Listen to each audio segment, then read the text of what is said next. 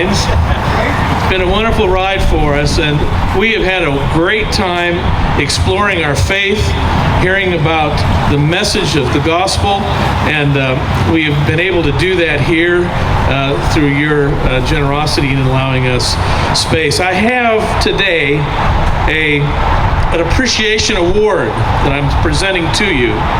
And for those of you out there, this is a crystal cross. And Brian, we love you so much. We appreciate you so much for opening up your home to them and just for being that conduit of a blessing. Well, it's not us. It's this man here doing all the hard work. Denton, Texas, over the last 7 years, we're thankful for your ministry, and we're really proud of you and your ministry accomplishments.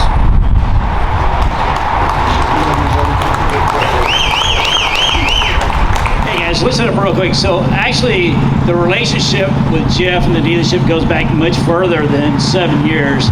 When he actually came in to buy his first bike, he was like, you know what, I think God has a plan for me with a motorcycle and some sort of ministry.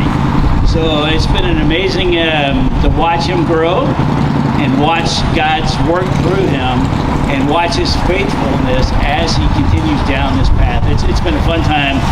And you know, he won't brag on himself, but I will.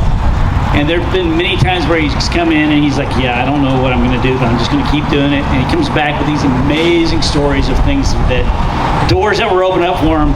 And we just love you. We hope that those doors continue to open up. You have the keys to our doors. Amen. For as long as you want them, all right? And so give Jeff and everybody here from the local chapter and the church a big hand for being faithful. I'm coming home here.